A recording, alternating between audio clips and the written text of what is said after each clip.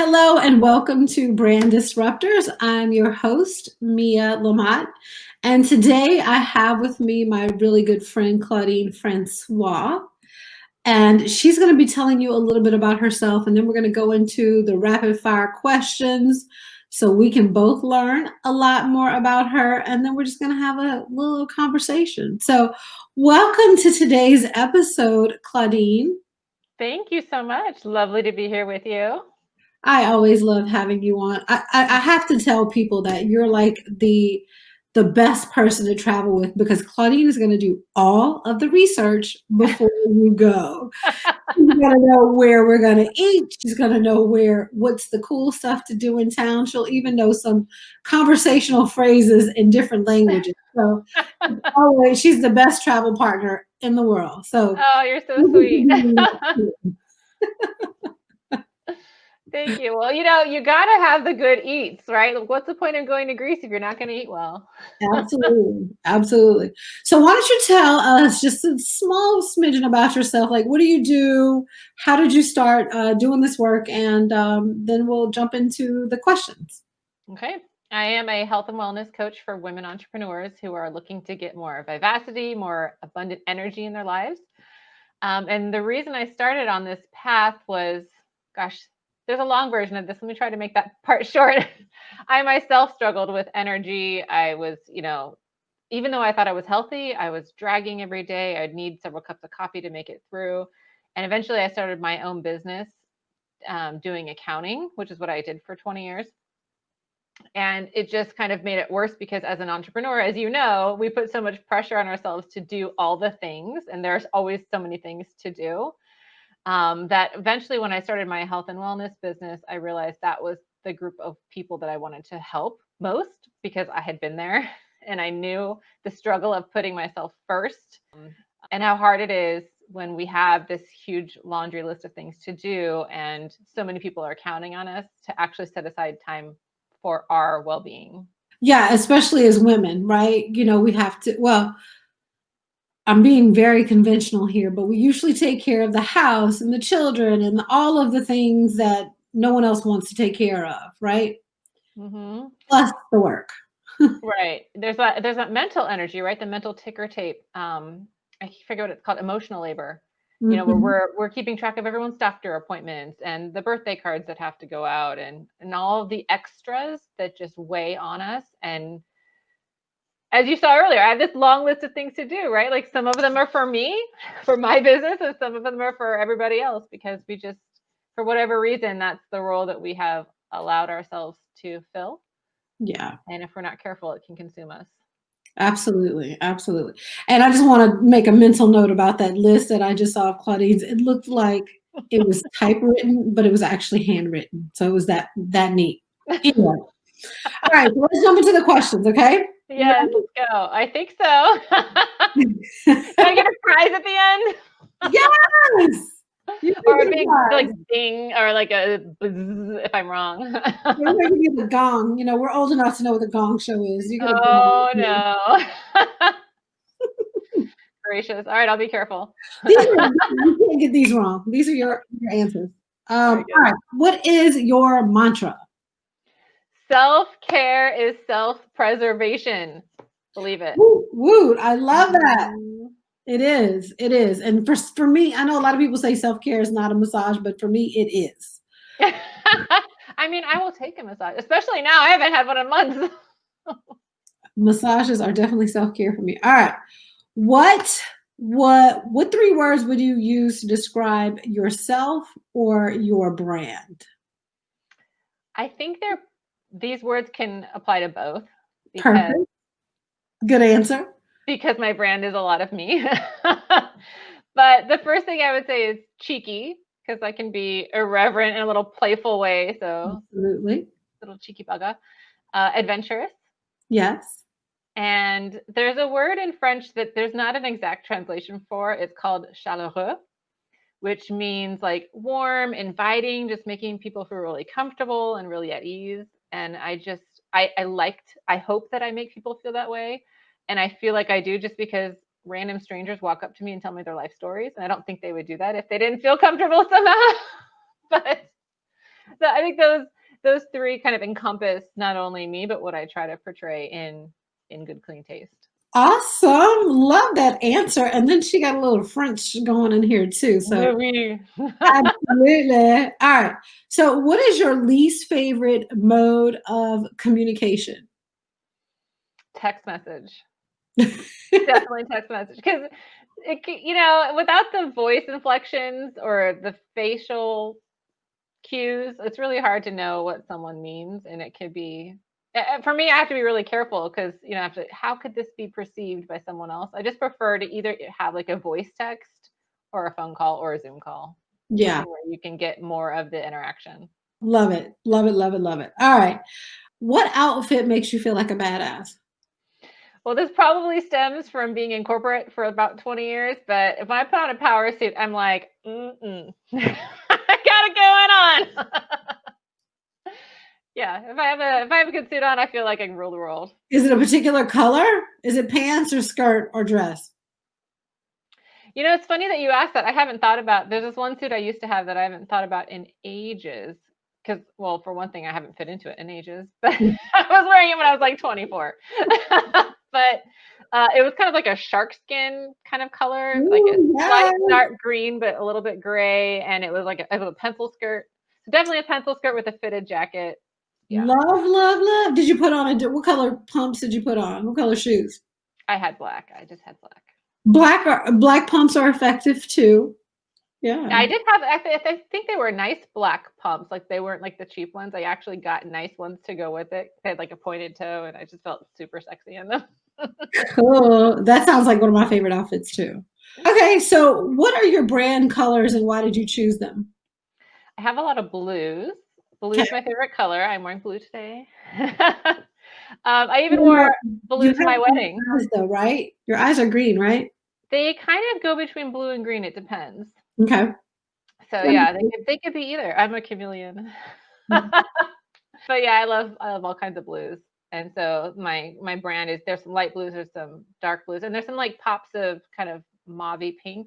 Not that I love pink, but I just love the color combination. Perfect. Awesome. Yay. That was good.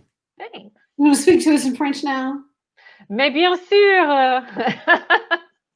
I love it. I love it. All right.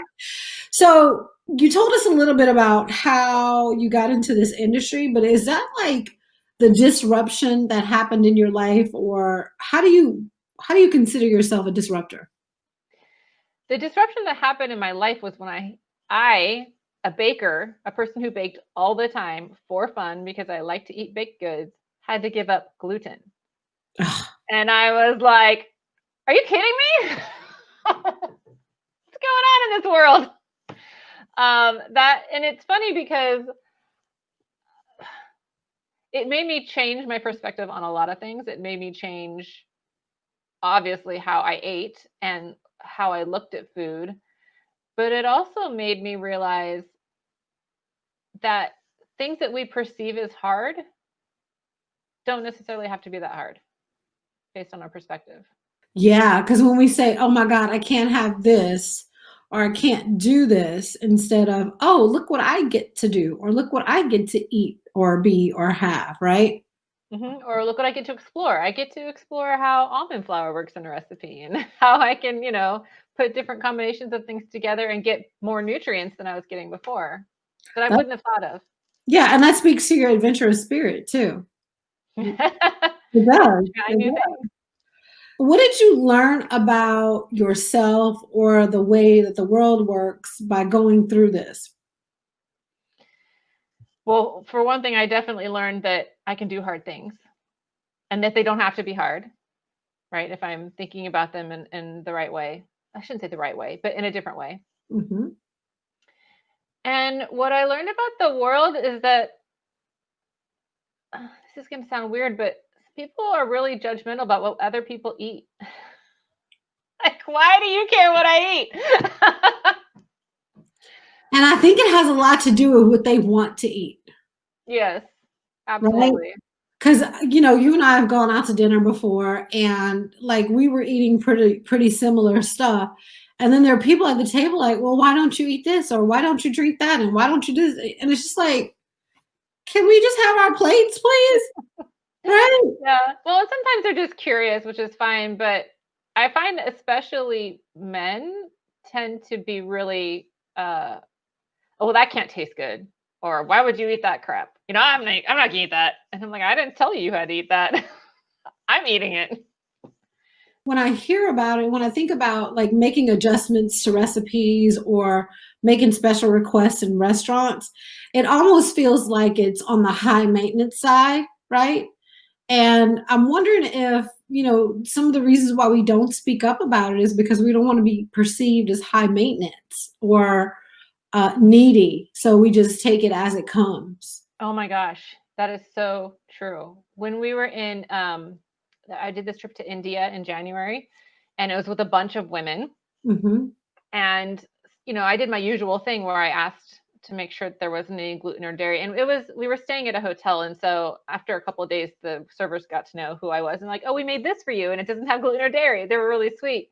But then some of the other women who had just been suffering with what they were given started to say, oh, can I have that?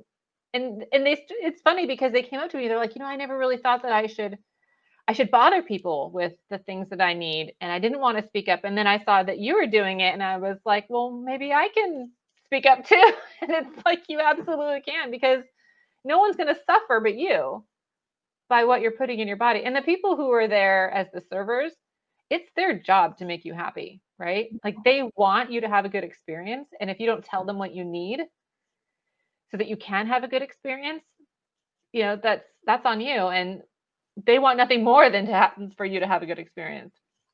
I agree. Like I used to call them, I would call a hotel ahead of time to let them know what I needed. Even if I was going like to a special dinner or something like that, I'd say, look, I'm coming for X and I'm going to need X. And can you accommodate me for that? And they'll be like, yes. Or they'll say, yes, with an upcharge. Or they'll be like, no, it's not part of the program. And I'll be like, okay, so I'll just eat before and then, deal with it when I get there.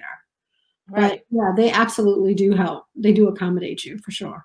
And that's a great idea, calling ahead, because if you're going to be staying somewhere and they know ahead of time, then perfect. That helps them even more to plan, especially for like Yeah. a conference or something where you're going to have multiple meals. Yeah, and I think it's really great that you recognize how some of the other ladies who were with you on this trip to India, they didn't think about making those modifications until they saw you having the modified food and something that was actually healthy for you. Hmm. You actually were like a role model when it came to that, right? Yeah, I guess it was. Yeah. I mean, I was just happy it that they ended up, not feeling terrible after the meal, because I know for dairy especially, that can be really hard on some people's indigestion systems, and it's like, why do you want to deal with that? yeah, It's absolutely. so much easier just to ask no dairy. Yeah. Yeah, for sure. For sure. All right. If somebody wanted to begin eating clean, because that's what you teach, right? How would they start? Like, give them three ways to get started on at least experimenting with clean food or figuring out like what's the problem.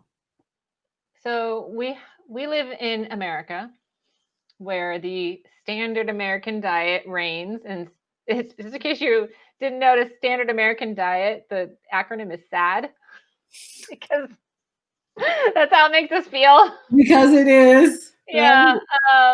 And so the first thing, before I even get people onto all, well, the first thing actually is the self-care aspect and making time for yourself, really, Mhm. because none of the other stuff can happen until you actually put yourself on the list and prioritize yourself on that Yeah, that's list, good. right? Because so many of us, we don't even put ourselves on the list. Yeah. Forget where we are in the priority level. We have to do that first. Okay. But in terms of like easy steps to have, like, let's say you're doing the typical American diet, the easiest steps you can take are to get rid of fast food or like processed food, Hmm. because there's so many things in those foods that are messing with our insides, because we have a natural detoxification system that can work if we let it. If we stop throwing all the gunk in there, it'll do its thing. Eating whole foods, real foods, things that don't have ingredients, they just are what they are. Hmm. um, And then starting your day with a big glass of lemon water for two reasons. One, because it actually helps start the detoxification process during the day. But two, I think it gives you a little bit of like zing in the morning, kind of lifts you up. Like for me, I recently gave up coffee, which I know is a long story. Interesting. And so that lemon water kind of saves me because it's like, ooh, it kind of perks me up and, gives me that little. And I actually, now when I have plain water, I'm like, oh, I wish I had lemon in this. I should go get some lemon.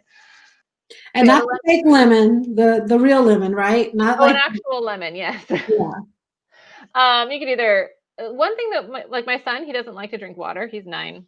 I don't know why he doesn't like plain water. But he loves it when I'll make a big pitcher of water and I just put some lemon slices and some cucumber slices or maybe some mint in it. He'll drink that all the day long. And I don't know why. Why will he drink that versus plain water? I don't know, but that seems to work. So for people that aren't in love with the idea of drinking water, either the lemon idea, the cucumber, mint, even like frozen berries at the bottom. I recently did a whole an email to my list. I'm like, here are the great ways you can add more water into your diet. Sneak that water in. Yeah. All right. So what else? So getting rid of the processed stuff, doing the lemon water. Now some people don't really know whether or not they have food sensitivities because they haven't ever tried giving certain things up. And I know that can be a challenging concept for some people, like, oh, I don't want to give stuff up. It's going to be too hard, that kind of thing. If you wanted to test it, you could really just try one thing at a time. Like this month, I'm going to see what it's like if I don't have dairy. Now that we have like coconut yogurt, macadamia nut creamers, almond, all those different things, there's so many substitutes that you can find that are just as good as the normal thing, the regular dairy, even cheeses, all that stuff. You can just try it. And then after a month, put it back in and see how you feel. You do the same thing with gluten, or you could just like giving up sugar. That's a big one. That's a tough one for a lot of people. When they hear that, they run for the hills. I know, but I can't tell you how much better I feel not having refined sugar. Yeah.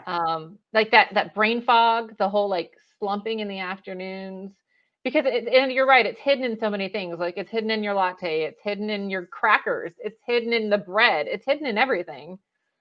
Yeah, so I don't want to get too much into it because I don't want people to feel overwhelmed, but they could really just start with the lemon water and trying to eat more whole foods. Yeah, no, that's really good advice though, because I think that people do think they have to do all or nothing, right? Mhm. So I have to give it all up or I'm just gonna eat crap. Yeah, that's funny that you say that. I was just talking with a woman yesterday who is in that conundrum. She has an autoimmune disorder and she's going to all these doctors, right, who are telling her either we can't do anything or let's give you a bunch of pills. And the funny thing is, when I looked up this, it's a really rare autoimmune disorder. When I looked up all the information I got was it's actually something in your diet that's making it flare up. But for her, she already did an elimination diet for a year and a half and gave up everything. And now she's like, I can't even think about going back to that. That was so much work. And I had to make so many adjustments in my lifestyle. And I was like, well, why don't you just try, one thing at a time rather than going whole hog and just doing little tweaks? Yeah. Because little tweaks are easier to maintain than this whole all or nothing thing. Yeah. And people can have like food sensitivity tests done, right? Yes. So they can see what they're allergic to and see what, the reactions are, or just kind of go back to a time when you felt bad after you've had something. Like Sanford is allergic to strawberries. And we just figured it out because he was sick. And then he went back and looked at all the times that he had strawberries. And he's like, oh, I'm allergic. I must be allergic to that, right? Oh, wow. Oh, Yeah. poor guy.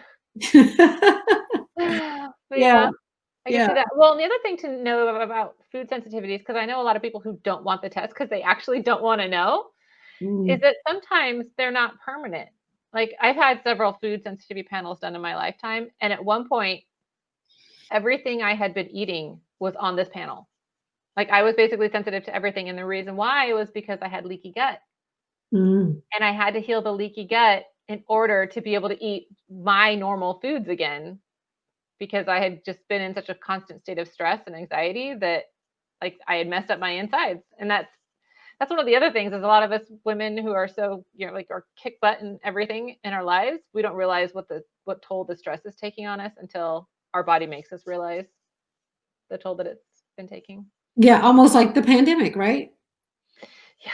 But I had a friend who got like kidney stones and she was laid up for 2 weeks. And had she just actually taken care of herself up until that point, listened to her body, and I can tell you there are a million stories like that. Mine with my leaky gut, this other lady with her autoimmune disease. Like there's just so many things where we keep pushing, pushing, pushing until our body finally says, you're done. Like you're out for the count because you weren't listening. And now you're going to be laid up for a bit. And I hate to see people get to that point. So I like to get them a little bit early. I mean, I'll take them, even after, but it's easier for them if they realize it before. Preventive maintenance, right? Exactly. Yeah. What medicine actually should be, right? Preventative healthcare. Absolutely. Absolutely. That's a whole other podcast episode, right? Because we definitely don't want to get into what our healthcare system is all about, because it's just about giving people medication and not really helping them to find the roots of the problem, which is exactly what you're doing. Because a lot of the problems that we do have to do with our diets. Mm-hmm. Yeah. And our lifestyle. True. Yeah. So besides being a part of the Freedom Lounge, Claudine is definitely going to be having a training in there. And so you can see her there. Besides in the Freedom Lounge, Claudine, how can people contact you if they want to work with you? Do you have any new programs coming up? Any new offers that you want to talk about today? Absolutely. Well, they can always find me at ingoodcleantaste.com, which is my website address. And of course, Facebook, Instagram with those same address. Okay. But I haven't, for anyone who needs more energy in their lives, and let's face it, how many of us don't, I have a free guide on endless energy that you're more than welcome to download. You can get it from the pop-up on my website, or maybe me, if I give you the link, you can make it available. Yep, we'll put it in the show notes, and we'll also have it as part of your offer in the Freedom Lounge. Awesome. Yeah. I have a short course on energy if you want to take it to the next level. I have group programs, and then of course, one-on-one coaching. Awesome. Awesome. Awesome. Awesome. It has been so much fun hanging out with you today. Likewise, as always. Are you going to sing for us before we leave? Y'all, she has the most beautiful voice. She just starts to sing, and I'm just like, oh, I'm just going to listen. Oh, you're so sweet. I'm trying to think, what do I sing off the cuff? Give me a word. I need a word. Okay, a word. Good food. Good food? Yeah.